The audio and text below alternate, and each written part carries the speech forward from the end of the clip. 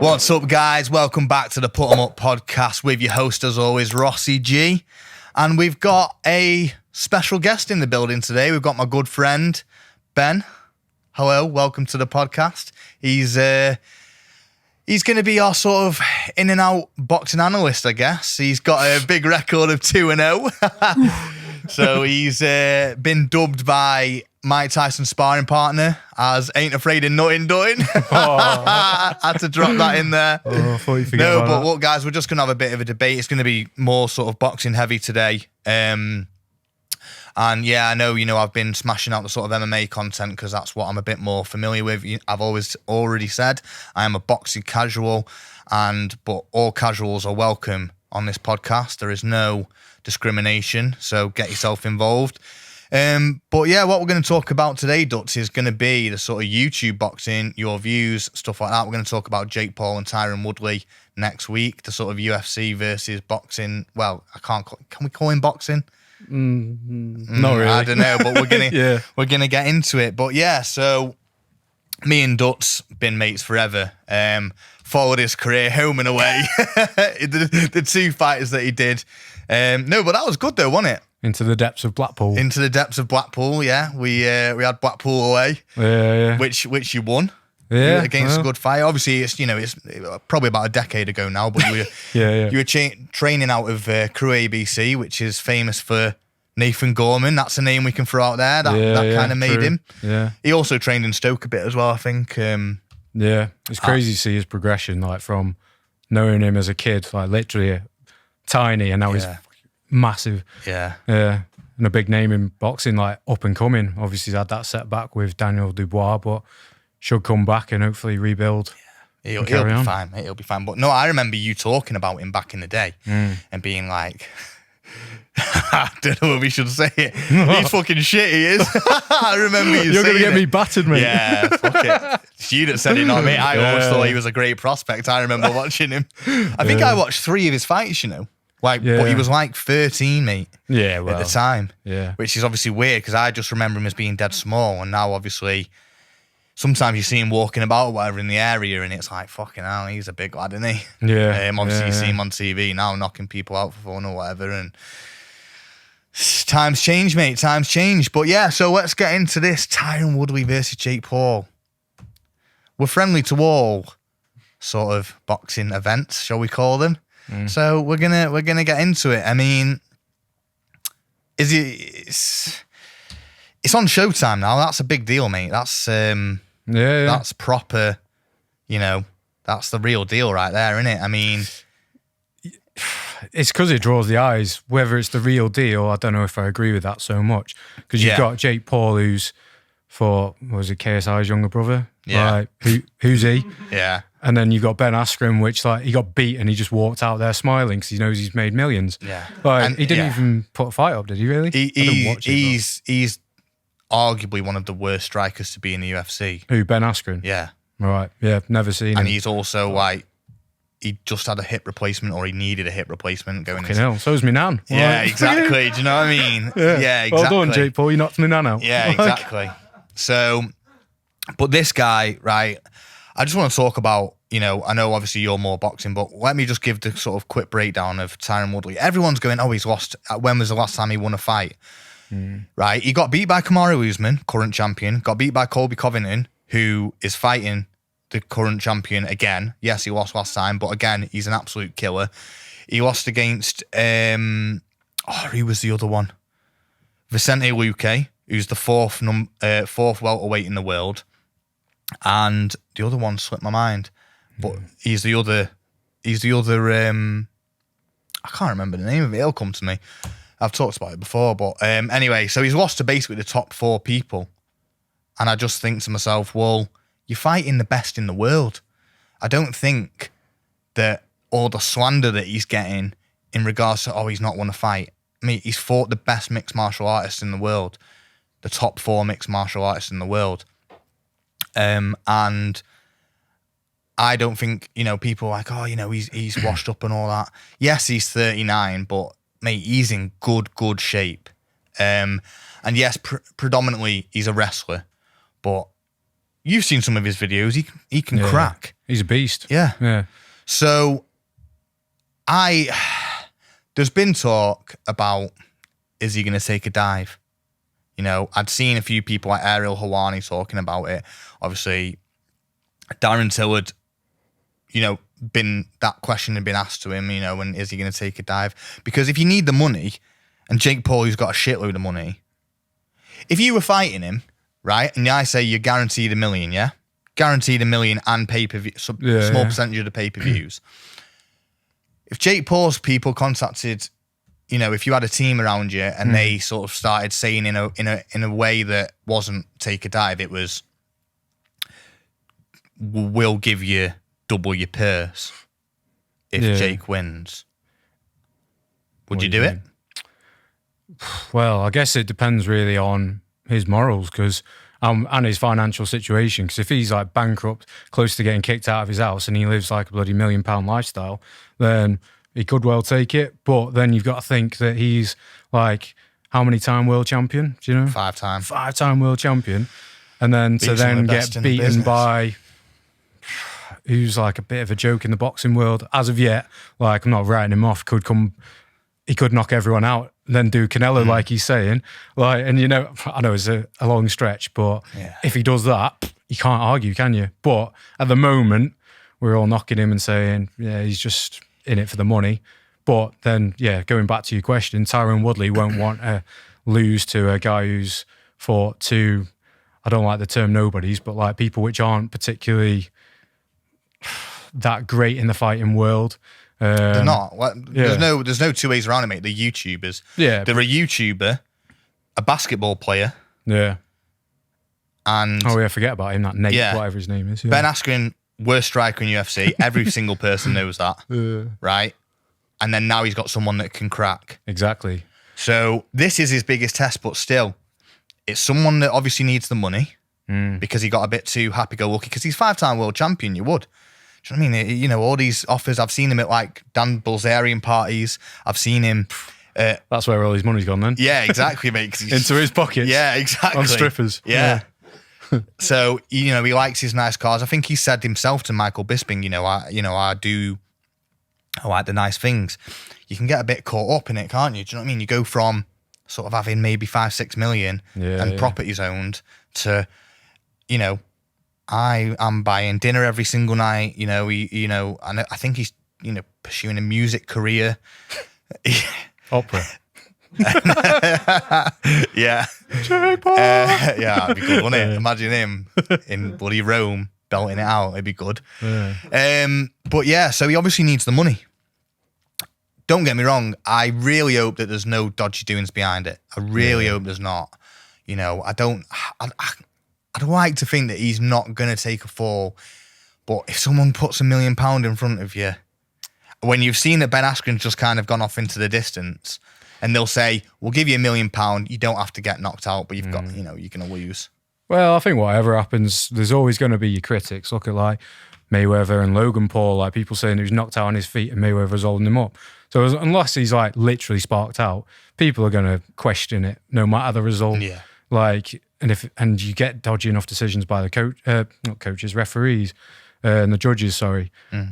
So that's just going to cause issues in itself, let alone all of this, like, money and is he going to take a dive and whatnot. But I don't know. I hope none of that does happen, and I hope Tyron Woodley knocks him out, to be honest, and just puts an end to this bollocks with YouTube boxers trying to give it big bollocks and think that they are like the big I am. I fully get behind like everyone can put gloves on and give it a go. And I think that's why everyone's turning to boxing as opposed to like MMA. Like you don't see Jake Paul and Logan Paul going into MMA now. I know the money's not there, but like anyone, like I could throw gloves on again and try and earn loads of money. But why don't you think they're going into mixed martial arts? Because both of them have been sort of, I don't know anything about wrestling really. Like we're British. It's, do you know what I mean? Yeah. But, you know, they're both pretty high level wrestlers, especially Logan. Yeah. I think personally, which I'm going to contradict myself now, because like I'm I prefer my boxing to MMA, and I don't really know why that is, because what I'm going to say is going to contradict it. Is like MMA is harder because there's more elements to it. Yeah, disciplines, because you've got kicking, knee and elbows. Then you've got the whole ground side of it, which personally bores me when they get into like the hogs. If it's wrestling or jiu-jitsu, I can understand from someone who has trained standing up, who likes the standing up aspect, that you probably just want to see either good sort of boxing, Muay Thai, kickboxing, them types of things. Whereas, I'm just a fan. Always said I'm just a fan, but I do appreciate, the jiu-jitsu side of it. I love seeing good transitions. I love seeing, clean sort of transitions from one to, he's gone from trying to get a choke to boom, and he's got an armbar. I love a good clean transition of that. So, I can appreciate it, but I also understand where you're coming from. But surely one of them at some point has got to go for it. It's like you say, it's a proper fight, really, isn't it? Oh yeah, no, I think there will be like Jake Paul. Like obviously he's knocked everyone out who he's fought. He's basically just been punching human punch bags, but like, he's knocked them all out. So he's going to have that confidence. And I don't know who he's training with, but he's not going to be training. Flores. Who? BJ Flores. Oh, right. Well, yeah. So he's not training with like some absolute nobody, like, and he's going to have class sparring partners around him, because he's going to know that this is going to be a hell of a step up from Ben Askren. TYRON Woodley's a world champion, ex-world champion. So it's like, of course they're going to go for it, because Tyron's not going to want to lose to him. I don't know if he gets a bonus if he wins, like by a certain way or anything. Don't know what's in the contracts, but either way, like Tyron's not going to want to look like an idiot, and then Jake is going to want to line up other fights. Like on the undercard, he's got Tommy Fury, and they've obviously had their beef, haven't they, on over Molly May and his Instagram DMs and all that. That was Photoshop, though. Was it actually? Yeah, it was Photoshop. Oh, I've not seen that. Mate, nowadays Photoshop is, you look at the work that these guys do, how good the editing and stuff is. It wouldn't be hard to just edit his profile and put a Molly May. Yeah. I don't know. But when you can get, the people to do it, and you're paying high sort of things, then high sort of money, then I don't know. I don't believe it myself. I'm pretty sure it did come out as being bullshit. I'm pretty sure she came out. Again, I don't follow the proper... obviously I do, because I look at Twitter and all stuff like that. Like I say, they're having the beef. But the guy that Tommy Fury's fighting, 0-1, mate. Yeah. I mean, essentially, you've got a better record than him. Yeah. Nowhere near the same amount of money, like. But yeah, true.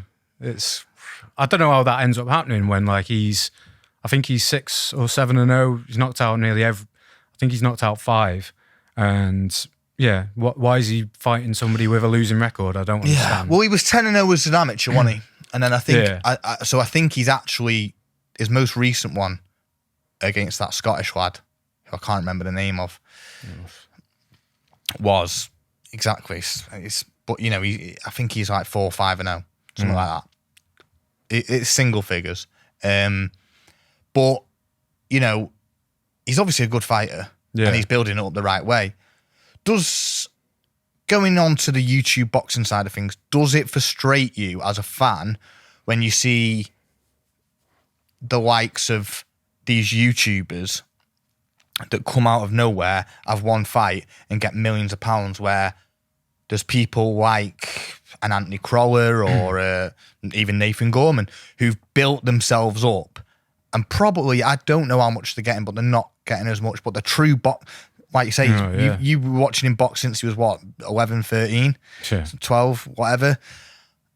And they've had to work their way to get where they are now, where they're probably getting some good money. Yeah, it's massively annoying, because people tune in for all sorts of fights.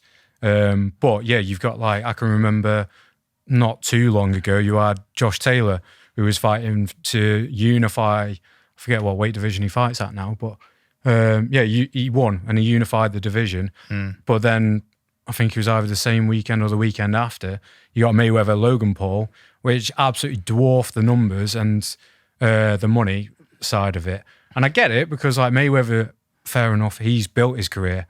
But then Logan Paul, I know he's a draw in his own way because he's bringing a different audience to watching boxing, which is great. So it's a bit of a double-edged sword, isn't it? Because you're getting them eyes on the sport, but then the quality of fighter in Logan Paul isn't there, where you've got Josh Taylor fighting, again, I forget the opponent which he fought and beat, but both of them have given their entire careers and lives, and the amount of discipline that you've got to put in to actually get to that level is ridiculous. And in essence, like that, Logan Paul's just thrown out a fair few YouTube videos and called out Floyd Mayweather. He's got a load of followers. He's just like, oh, I can see a quick buck here. Like, let's get him in. Let's have a fight. Yeah, it is annoying. And then we as the consumer have to pay for pay-per-view for the Mayweather fight with Logan Paul. And like I go back to like the quality of boxing isn't there. Like Mayweather probably could have got him out of there. Like I believe he could have easily.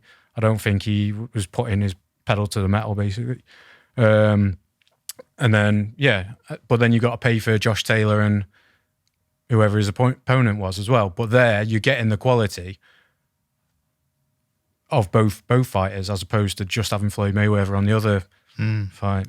That Josh Taylor fight wasn't covered at all either, was it? Not really, until he won. It should have been bigged up massively by the British media, I think. Yeah. I feel he should get what he achieved. He should be like getting national recognition, in my opinion. Again, you know, I don't know before. I'm boxing casual. I didn't, you know. But for someone like me who's a boxing casual, you know, I'm obviously watching a lot more now because I'm, you know, I want to be talking to boxers and stuff like that. You know, and I've always kind of watched, if it's on at a decent time, like it's on at English time, I'm tuning in. You know, whereas with MMA, I used to wake up and when it was sort of not properly televised by BT, I was waking up and illegally streaming it. Yeah. But I was. Do you know what I mean? I was getting up on the weekends and watching it and then going to work or whatever back in the day, or going to college or school. Obviously not on the weekend, but like because you know I'd get up and I'd watch it and you know because I was loving it. Jose Ramirez, I think it was last fight. Jose Ramirez. What, against Josh Taylor was it? Yeah. There you go. Yeah. So, but do you think because it was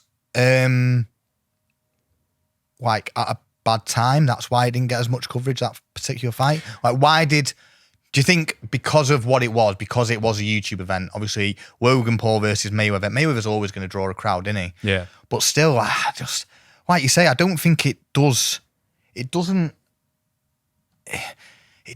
give that sort of light to boxing in a positive way to people that don't really watch boxing, in my opinion. Who's this you're on about now? Sorry. Both of them. So someone like Josh Taylor, where it's high quality, didn't get the light that he deserved. Yeah. So no one, you know, that sort of has watched one or two fights, maybe watched some Mike Tyson highlights, will not want to watch it. Whereas they'll go, oh, Mayweather's fighting a YouTuber, I want to watch it. Yeah. Well, then I suppose in that regard, it probably comes down to the characters as well. Whereas you'll get like Tyson Fury, for example. Apart from Deontay Wilder, like I'm not taking anything away from Tyson Fury because like he is incredible. But apart from like Deontay Wilder, since his comeback, he's fought relatively poor opposition. Like there's this argument about like who's actually got the better record between Fury and Anthony Joshua. And if you actually look at who they fought like in the rankings, Anthony Joshua 100%, even though he got beaten by Andy Ruiz and then came back like and beat him, Anthony Joshua's 100% got the better record. But so going back to your point is like Tyson Fury's fighting lesser opposition, but he's still drawing such a crowd because of the character he is. And I think that's the issue with like, for example, a Josh Taylor. Like they say it's in the entertainment industry, isn't it? Like you got like Prince Naseem back in the day who's doing flips over the ropes and stuff. Yeah. Josh Taylor's quite quiet and he doesn't really call people out and trash talk. He just goes about his business and disposes of opponents quite quietly. He's not really known for like knockouts which are going to grab the attention of everyone in the country or in the world. So really, he's just going to go like Johnny Nelson used to be, just like do the job, but nothing more. And like people get bored with that, which was a massive like thing really with the Mayweather-Pacquiao fight. Got such negative press because Mayweather did exactly what he needed to do. And like, if you know boxing a bit more than just watching a fight and you appreciate the sweet science, as they call it, like that's an absolute masterclass. But like people hated it because there wasn't the knockout or like the stoppage that everyone was expecting. And I think that is probably one of the issues. Whereas you've got Mayweather, which is he trash talks loads. He kind of laid the blueprint for McGregor, and then he took it to the next level, didn't he? Really, about being flash and dissing and all that. I don't know. You might disagree, or I mean, I think trash talking. You can't say who's laid the blueprint for who because you go back to like a Muhammad Ali. Yeah, true. You're not wrong there. So I think there is always going to be in the fight game, in combat sports, there's always going to be someone who's a bit cheeky, who's a wild mouth. So I don't think in that respect anyone's laid it for anyone because, like you say, Muhammad Ali, then you have Mayweather who had two phases because he was Pretty Boy Floyd. Then he was Money Mayweather because he had the money. Then he was flashy. In UFC, you had someone like Chael Sonnen who used to trash talk. And then you had McGregor who started off as being cheeky, got a bit of money, always wore his suit. He was one of the first people to do that, wearing a suit. And then obviously he's grown and now he's changed again. And now he's a dickhead. And for those watching, I've spoke on that, so I'll try not to speak as much about McGregor. Do you not think that's kind of like a Floyd thing then? So going from transitioning, so he's keeping himself relevant, isn't he, in the public eye? Because like McGregor's now lost a couple. I know we don't want to get into McGregor too much, but he's lost, 2 or 3 on the bounce now? Yeah. So fight fans might be like, oh, he's actually not all that. Or he's over the hill, which you were talking about in your last one. But he's keeping his name relevant, isn't he? Because he's now being such a dickhead with the comments he's saying, which then he's selling. I know it's negative press, but no press is negative. I think people are very, very loyal. You're not. No. You're gone. No, I am, because I let him off with a lot of things, but I just think he's just become, he's not even funny anymore. I completely agree. Like his comments are out of order. Yeah. He's just not funny though. He's not like, do you know what I mean? He doesn't make me laugh anymore. He's just angry. He's an angry man. Yeah. That's all. He's an like angry psycho, man. Yeah. He's an angry man with a lot of money, which he always had that sort of psycho switch, but that was fine because he was dead funny and he backed it up and he made comments and it was hilarious. But now he's, like I say, he's just an idiot. But anyway, I think it all comes down to, doesn't it? These people, these YouTubers have a profile, they have a following, they've got millions and millions of subscribers, they get millions and millions of views. So you kind of, they've got a loyal fan base because they'll always watch him and they think, oh, bloody hell, they're going to have a fight. Oh, they're going to fight Mayweather. And for me, I just think that, unfortunately, that's just the way. I think that's just something we need to accept. You can tell me what you think. I think if you chat shit, whether you're good or bad or in the middle, you'll make the most money. Yeah. Because you look at someone, they might not be, depending on who they are and what they do, if they're either flashy in the ring or whatever, they're always going to be like, people want to tune in and watch them. Or if they talk shit, people want to watch them because they want to see them if they get knocked out. It's happened. And, people have talked, you've seen it on YouTube before, cocky fighter gets knocked out. But when the cocky fighter gets a 2, 3, 4, 5 win streak, then the cocky fighter starts making money. Yeah. And then, but they're obviously skilled as well. But when you, like you say, you look at a Josh Taylor or a Johnny Nelson or whatever, yes, they do well, but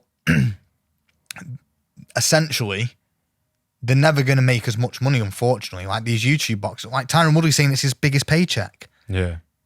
That's criminal. Yeah, it is. That's one of the things, like, why I'm so against these YouTubers, because, like, it's not going to be the hardest fight that he's ever had, but he's getting paid the most for it. How's that fair, really? No. It's a joke. Arguably, it's going to be his easiest fight. Yeah. When he knocks him out in a round. I fucking hope so. Yeah, we all fucking hope so in this studio. Mate, I just want him to stop, because I look at it and I think, as someone who's a casual or whatever, but the fact that a YouTuber who's never actually he's never fought a professional boxer is talking about fighting Canelo, who's an active and arguably the current GOAT. Yeah. I just think, like, well, that's just.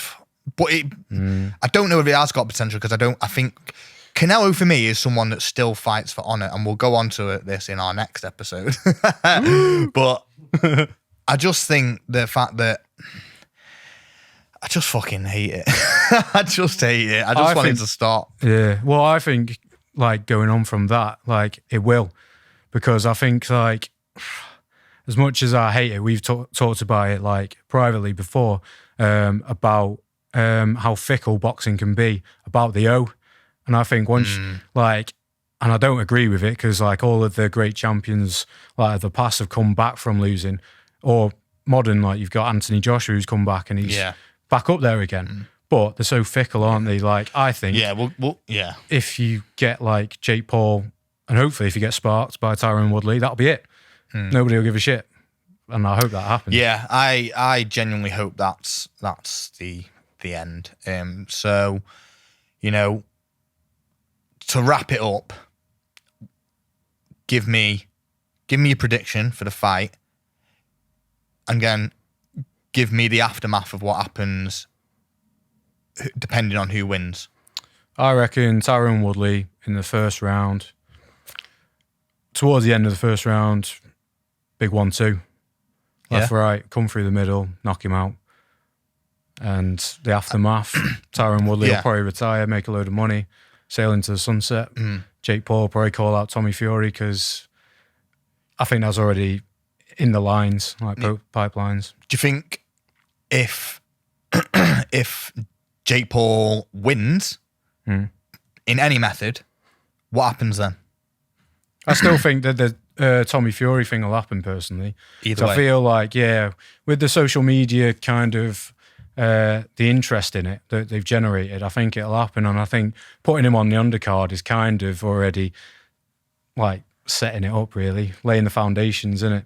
Yeah, seems a bit of a story, doesn't it? But I mean, look, I hope he's obviously going to fight again, because he's very serious about this boxing thing, and the more he wins, the more he goes. But for me, there's part of me that will. I think I can come around to him and kind of give him I respect him because he's getting in the ring. Like, I respect everyone that gets in the ring and fights. Like, I can't 100%. take that away from anyone. I don't care if I don't like you as a person or whatever. Yeah. I respect you because you're getting in the ring, and I've not done it. I know you've done it, but I've not done it, so I can't say shit, really.